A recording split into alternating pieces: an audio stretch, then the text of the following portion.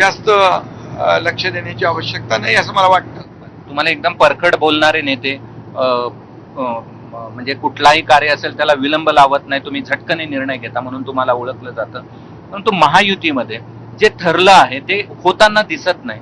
मग ते प्रवेशाच्या बाबतीत जे घडलं मध्यंतरी, जिथून आपण आलात छत्रपती संभाजीनगर मधून, तिथले भाजपाने जे प्रवेश दिले, हे ठरलं होतं की एकमेकांच्या प्रवेश घ्यायचे नाही, तरी पण हे एकमेकांचे प्रवेश सुरू आहेत.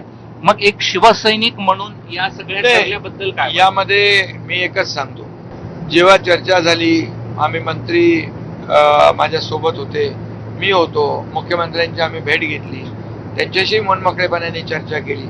मुख्यमंत्र्यांनी देखील सांगितलं की हे आता महायुतीला असं गालबोट लागेल किंवा महायुतीमध्ये कसे काही वादविवाद होतील अशा प्रकारचं काम कुणीही करायचं नाही. मी माझ्या पक्षातल्या लोकांना सगळ्यांना मी सूचना देतो. मी सांगितलं, मी माझ्या पक्षातल्या लोकांना सगळ्यांना सूचना देतो. कारण शेवटी ही जी महायुती जी आहे आमची, ही महायुती कुणाला किती जागा मिळाल्या, कुणी किती जागा जिंकल्या, या छोट्या मोठ्या विषयावर झालेली नाही.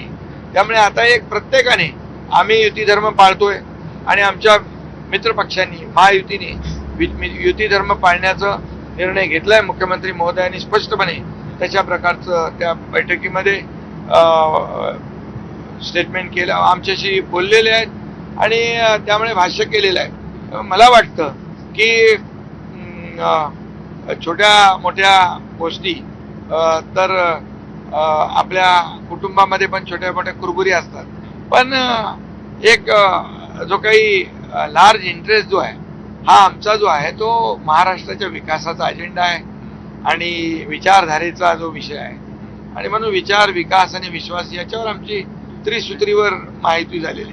त्यामुळे प्रत्येकाने आपापल्याला आचारसंहिता म्हणजे जसं युती धर्म पाळण्याबद्दल घालून घेतली पाहिजे. सगळ्यांनी घालून घेतली पाहिजे सगळ्यांनी. असं आहे की तुम्ही ही छोटी गोष्ट जरी असली तरी तुमच्या ती खूप मनाला लागली. तुम्ही निर्णय घेतला की तुम्ही वगळता कोणीही मंत्रिमंडळाच्या बैठकीला उपस्थित राहायचं नाही. हा एक काय संदेश द्यायचा होता? असा कुठलाही संदेश वगैरे नाही. मी स्वतः मंत्रिमंडळ बैठकीत उपस्थित होतो आणि आमची बैठक झाल्या मंत्रिमंडळाची आम्ही सगळेच मुख्यमंत्र्यांना भेटलो. त्यामुळे मी स्वतः बैठकीला उपस्थित होतो. त्यामुळे शिवसेना अख्खी बैठकीला उपस्थित कॅबिनेटला होती. त्यामुळे त्याच्यामध्ये एवढे सगळे विचार आणि त्याच्यावर मीडियामध्ये हे सगळे मीडियामध्ये सगळं चालवत असतात. प्रश्नही तुमचे, उत्तरही तुमची, सगळं तुमचं पतंग उडवत असतात. पण तुमचं आणि मुख्यमंत्र्यांचं व्यवस्थित चालू आहे बातचीत. मी काल फोनवर बोललो, गेल्या आठवड्यात बोललो. जेव्हा जेव्हा काही आवश्यकता असते तेव्हा आम्ही बोलतो. हे काय निवडणुकीमध्ये आम्ही काही ठिकाणी एकत्र आहोत, काही ठिकाणी मैत्रीपूर्ण लढत आहे. याचा अर्थ काय, शेवटी आम्ही सरकारमध्ये एकत्र आहोत, राज्याला आम्हाला पुढे न्यायचं आहे. आणि त्यामुळे ह्या सगळ्या गोष्टी ज्या आहेत, काही जेव्हा काही गोष्टी होतात तेव्हा चर्चेतून ते सुटतात. असं आहे की आता जर आपण सगळे आकडेवारी पाहिली तर भाजपाने तुमच्यापेक्षा राष्ट्रवादी म्हणजे अजित पवारांसोबतच जास्त ठिकाणी युती केलेली पाहायला मिळते. बघा, हे समीकरण कसं आहे, जिथं जिथं स्थानिक पातळी छोट्या छोट्या नगर परिषद आहेत, नगरपंचायत, तिथली समीकरणं वेगळी आहे.